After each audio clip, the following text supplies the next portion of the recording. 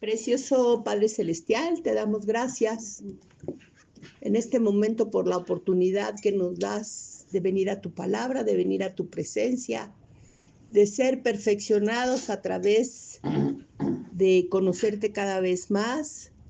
Te pedimos que lo que vamos a escuchar hoy sirva para edificarnos espiritualmente, se haga parte de nuestra vida, nos confirme en todo lo que tú ya nos has enseñado y que nos ayude a vivir vidas agradables delante de ti, que ese es nuestro anhelo, el propósito de nuestra vida.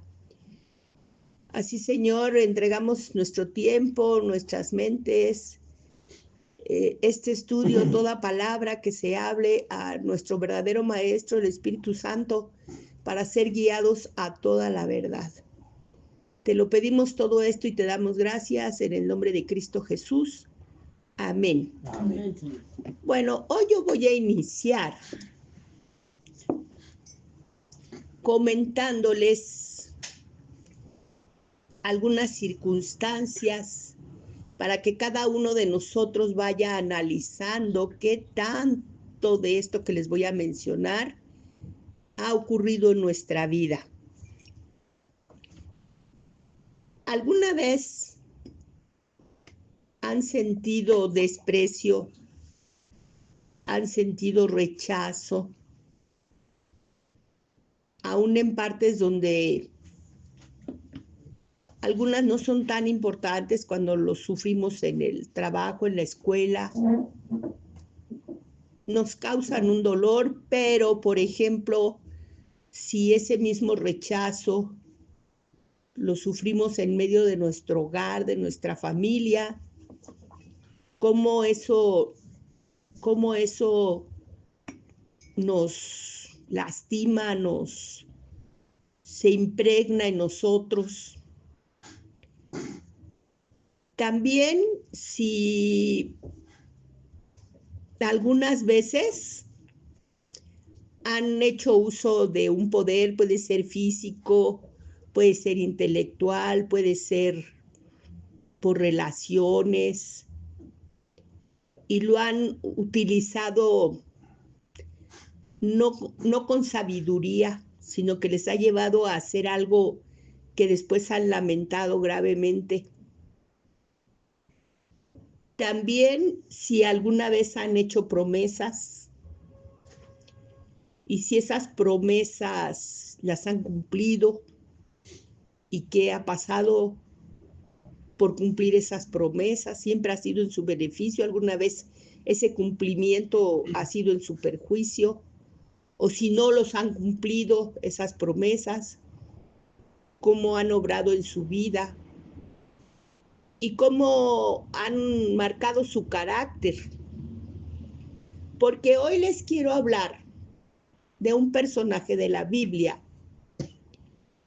que fue desechado por los hombres, en su entorno social por todos, por los de su población, por los que quizá deberían haber actuado con más sensibilidad, con sus propias personas cercanas de su familia,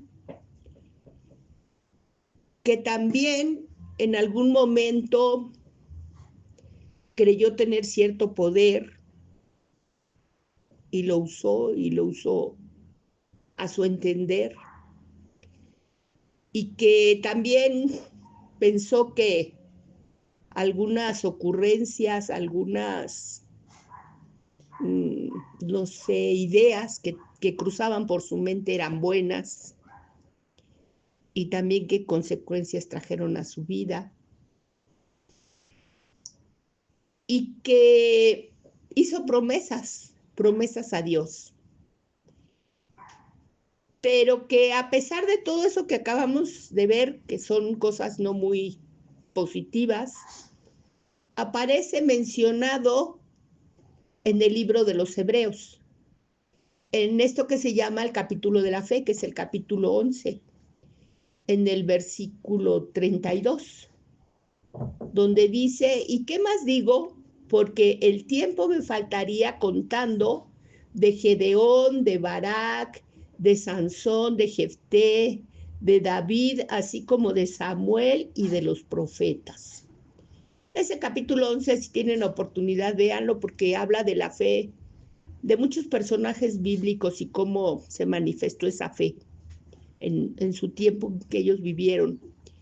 Pero aquí en este versículo 32 de Hebreos 11, algunos de estos personajes ya los hemos mencionado, pero el que vamos a mencionar el día de hoy es Jefté.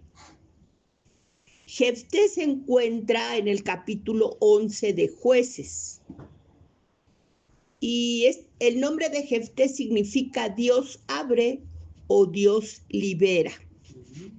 Y en el versículo 1 empieza diciendo de Jefté que era un varón esforzado y valeroso. Para que de entrada tu descripción de tu persona sea que eres esforzado y valeroso, quiere decir que has dado un buen testimonio durante tu vida. Pues que esforzado quiere decir que se ha necesitado algo y a pesar de que se requiera mucho energía, mucho tiempo, mucho esfuerzo, mucha voluntad, lo has hecho. Eso te hace esforzado. Y valeroso, que te has enfrentado a dificultades y no importa cómo salgas de esas dificultades que enfrentas, pero las enfrentas, eso te hace valeroso. Y así él se le denomina en un principio un varón esforzado y valeroso.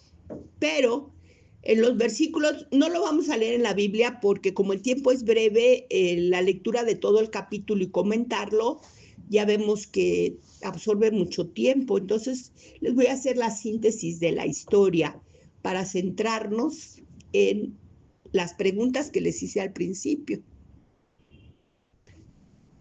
Yo pretendo que aquí conozcamos unos principios o afirmemos unos principios bíblicos. Espero que los puedan identificar a lo largo de la historia. Uno de ellos sería que una persona puede ser desechada por los hombres, pero enaltecido por Dios. Otro es que debemos someternos a Dios y seguir su palabra. Y otro es que debemos cumplir lo que prometemos a Dios. Esos son los puntos que yo quiero que tratemos de identificar dentro de la historia de Jefté. Entonces decíamos que del 1 al 3 se nos dice que él es echado fuera a petición de sus propios hermanos, porque él al parecer había nacido antes de una relación de su papá con una mujer a la que en la Biblia le llaman ramera, pero pensamos que más que nada porque no se casó el varón con ella. O sea, tuvo a su hijo fuera de una relación matrimonial. Y después, Galaad, que era el papá, tuvo otros hijos con su esposa legítima, y estos hijos arrojaron a Jefté porque él era hijo de otra madre. Entonces, del 1 al 3, él es echado fuera de su familia y de su ciudad, de su lugar donde él habitaba, y tuvo que ir a vivir a un lugar lejano, donde dice que se rodeó de personas pues, que quisieron aceptarlo. Ahí dice que personas que no tenían ningún provecho, pero pues al final esas eran las personas que lo iban a aceptar. Posteriormente, en el versículo 6, los ancianos de su ciudad de Galaad vienen a buscarlo para que él vaya a defenderlos de unos ataques de los amonitas. Y él les pone unas condiciones. Dice, bueno, ustedes me echaron de su ciudad, ahora quieren que yo los defienda. Si van a querer que yo los defienda es porque yo voy a ser su caudillo, yo voy a ser su representante. Él, de hecho, fungió como juez de Israel. Está en el libro de los jueces, por eso. Y entonces así lo hacen su caudillo. En los versículos del 12 al 28 vemos que él argumenta con los amonitas. Recordemos nosotros que en otras pláticas ya hemos hablado de cómo Barak tomó ese territorio de los amonitas. Ellos querían pasar cuando venían de Egipto y pidieron permiso y no se los concedieron, y al enfrentarlos Dios les dio la victoria y fueron ellos destruidos, y entonces se quedaron con ese territorio. Ya cuando del tiempo de Jefté ya pasaron como 300 años, pero el pecado del pueblo había hecho que Dios permitiera a los amonitas oprimirlos como por 18 años. Pero entonces en estos versículos del 12 al 28, Jefté argumenta con los amonitas y les dice que ellos no fueron responsables, ni ellos pecaron contra ellos al tomar la tierra, porque su intención era solamente pasar por ahí, y hablaron con ellos y se los expusieron, y ellos fueron los que les hicieron guerra. Y pues al darles Dios la victoria, pues ya se quedaron con esos territorios. Y esto lo hacía él porque abogaba en favor de que ellos tuvieran paz, porque el pueblo de Israel, a pesar de esa opresión, no fue el que inició la hostilidad, sino los amonitas pensaban ya recuperar todo ese territorio, quitárselos a ellos. Entonces, en el versículo 29 se nos dice que vino sobre Jefté el Espíritu Santo, se posó sobre él. Recordamos que en aquellos tiempos el Espíritu Santo no estaba en el interior de las personas, sino no podían tener esa comunión permanente que nosotros tenemos. La tenían cuando el Espíritu de Dios reposaba sobre ellos, y en este caso sucede con Jefté antes de ir a la batalla, y entonces Jefté entra en un diálogo con Dios, y Jefté en el versículo 30 hace un voto a Jehová.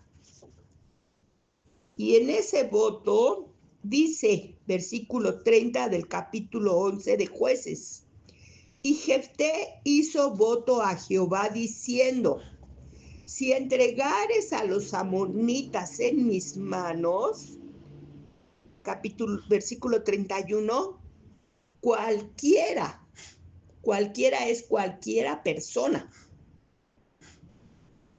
que saliera de las puertas de mi casa a recibirme, cuando regrese victorioso de los amonitas, será de Jehová y lo ofreceré en holocausto. Entonces él hace ese voto a Dios. Y bueno, él dice, yo tengo muchos criados, lo más posible es que cuando yo vaya llegando, uno de mis criados venga a abrirme, a prepararme,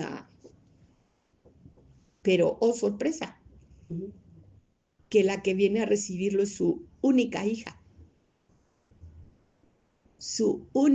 doncella, joven casadera. Y entonces, al verla él, toda la alegría que traía de su triunfo se convirtió en tristeza. Rompió sus vestiduras y le dijo a su hija, hija mía, eres quien me produce el mayor dolor en la vida. Pero en realidad no era así, se lo produjo él mismo. Y la hija le dice, pues si tú prometiste algo a Dios, debes cumplírselo. solo te pido que me permitas alejarme 2 meses con las vírgenes que participarían en mi boda. Y ya vemos que las vírgenes del pueblo acompañaban a las novias que se casaban al campo, 2 meses a llorar, porque mi muerte va a ser pues sin haber conocido la vida, sin haber nunca tenido un varón, sin haber conocido el matrimonio. Hasta aquí llega mi vida y pues para hacerme a la idea y para consolarme, te pido 2 meses a solas, y se fue, que lo concedió el papá. Al cabo de los 2 meses regresa para que el papá pueda dar cumplimiento a los votos que ofreció a Jehová. Algunos estudiosos de esta porción de la Biblia dicen que no la ofreció realmente en un holocausto, como el holocausto de los sacrificios que se ofrecían a Dios, sino que más bien, como en el caso de Samuel, la reservó para el servicio de Dios. Yo tengo ciertas reservas a esa forma de explicarlo, que quizá lo hacen para que no tengamos tanto shock mental. Pero pues no se usaban las monjas en ese entonces, ni las siervas en el templo. O sea, ¿qué fue lo que hizo Samuel? Su mamá lo ofreció a Dios, y no para que muriera, sino para que le sirviera en el templo, pero yo no creo que eso lo hiciera una mujer en esos tiempos. Pero fuera como fuera, esta niña, sin tener que ver nada en ese asunto, pues ya todo su futuro que ella tenía pensado y que anhelaba y todo ya no fue.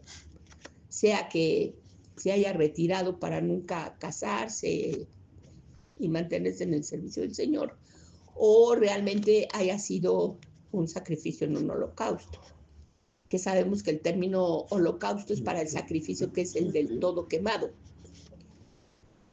Entonces yo aquí les digo, no sé si alcanzamos a ubicar en esa vida esos puntos que yo les comenté.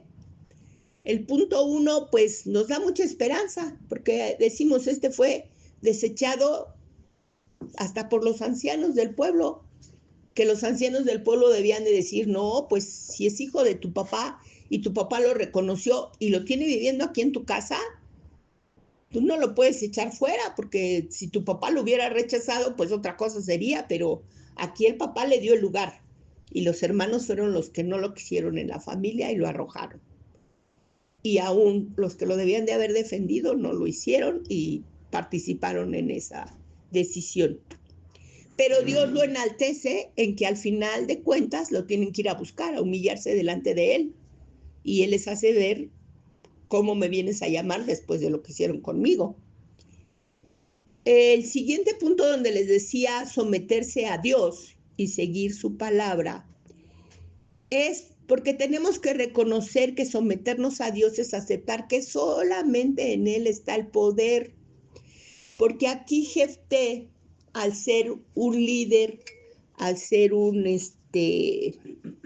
como decía que lo iban a hacer su caudillo, sentía que ya tenía poder sobre la vida de los hombres y decidió tomar sobre una vida. Que eso nosotros sabemos que el único que tiene poder sobre la vida y la muerte es Dios. Entonces ahí él no estaba sometido a Dios. Él estaba pensando que tenía algún poder. No se sometió a la voluntad de Dios, porque el único caso donde Dios estaba pidiendo el sacrificio de un hombre, la misma palabra enseña que fue solamente para probar la fe de Abraham y que él no lo permitió. El mismo Dios fue el que lo detuvo.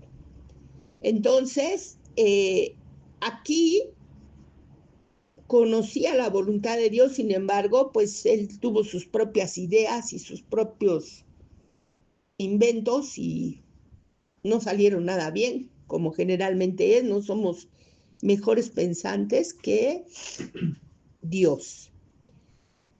Pero está en Hebreos 11 porque él sabía la importancia de cumplir los votos a Dios. En Eclesiastés 5 versículos 4 y 6, se nos habla de que es muy importante, si hacemos votos a Dios, cumplirlos. Pero yo les voy a leer Mateo 5, del 34 al 36, que es donde Jesús mismo enseña que no debemos jurar por nada, por nada. Dice Mateo en el capítulo 5, versículos 34 y 36. Dice, pues yo os digo, no juréis en ninguna manera. Ninguna es ninguna. No juréis en ninguna manera. Ni por el cielo, porque es el trono de Dios, ni por la tierra, porque es el estrado de sus pies, ni por Jerusalén, porque es la ciudad del gran rey, ni por tu cabeza jurarás, porque no puedes hacer blanco o negro un solo cabello. Pero sea vuestro hablar, o sea, nosotros no debemos de jurar.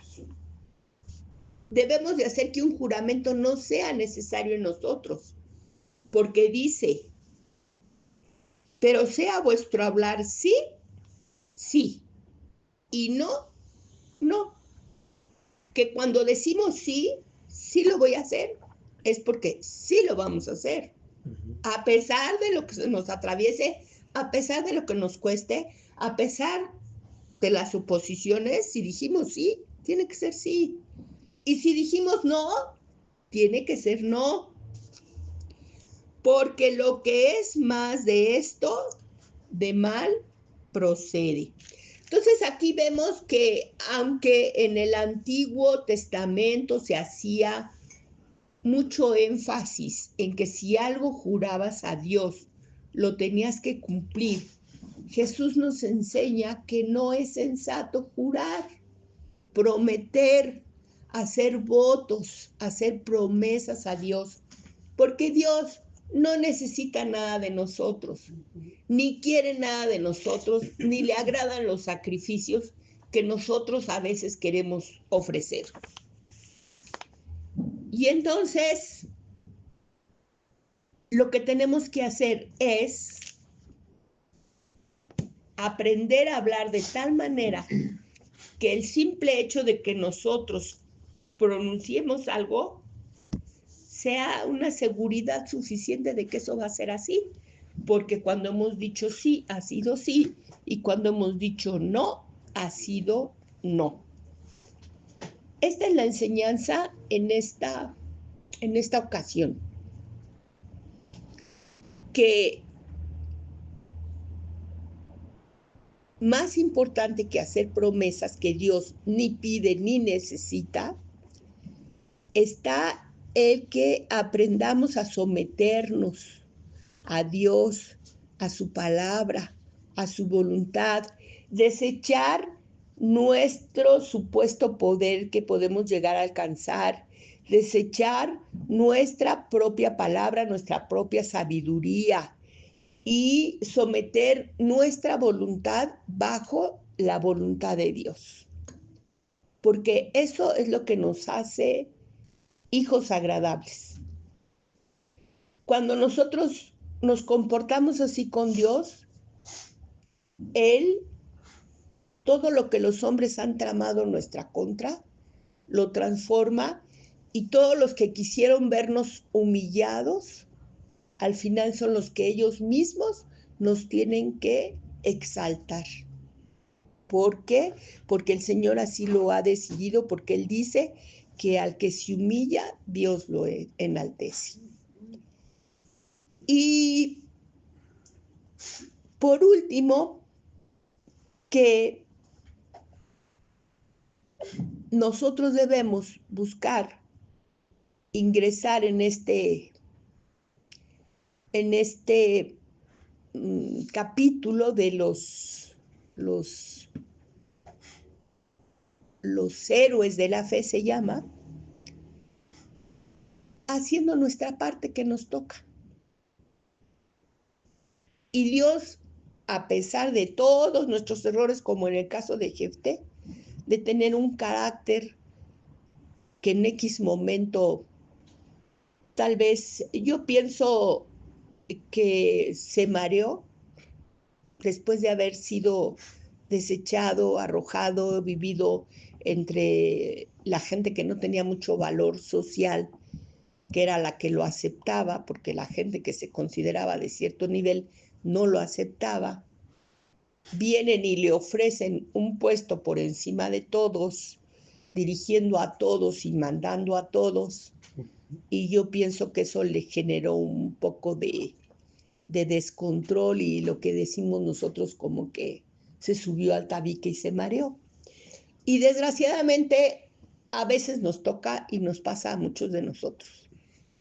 Y no nos damos cuenta. No nos damos cuenta. Creemos que X nombramiento, que X posición, que eso nos da el derecho de echarle ojos feos a alguien, decirle unas palabras a otro, en fin. Entonces, aprender eso, a mantenernos humildes, no importa a qué lugar que tengamos nosotros, por alto que sea, lo hemos recibido de parte de Dios, como Él lo recibió de parte de Dios. Y entonces conservarnos siempre humildes. Y eso nos hará cumplir con nuestra parte en humildad, en sometimiento a Dios, aunque no parezcamos escrito en la Biblia, ser parte de estos héroes de la fe. No la perfección, sino el cumplir con el cometido de nuestras vidas. Vamos a despedirnos.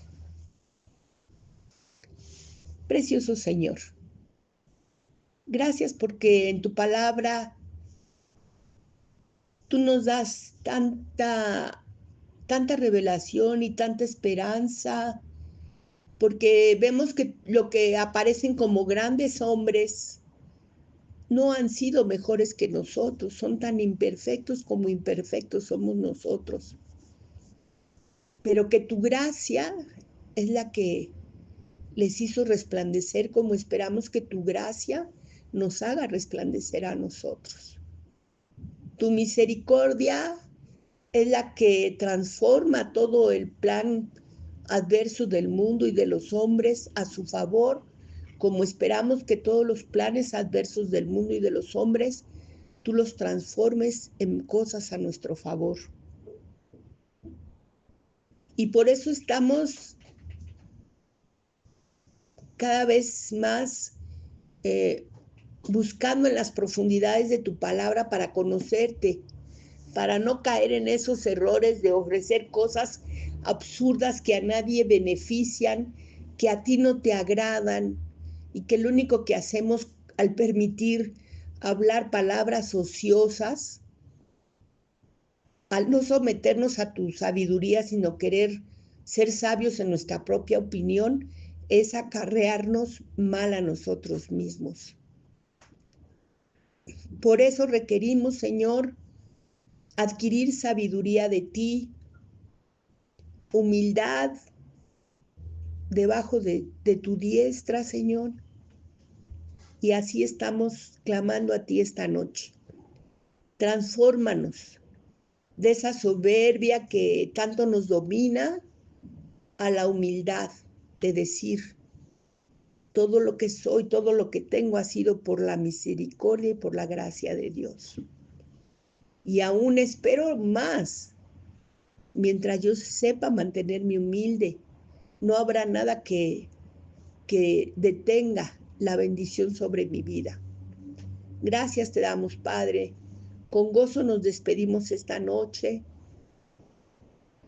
Cerramos este tiempo de meditación en tu palabra para seguirla meditando, para ir a este capítulo, leerlo a profundidad, conocer un poco más a este hombre y sus emociones y ponernos en sus zapatos también, pensar todo aquello que él vivió y que lo hizo actuar de esta manera y aprender sobre todo lo que debemos y lo que no debemos hacer. Te damos gracias en el nombre precioso de Cristo Jesús. Amén.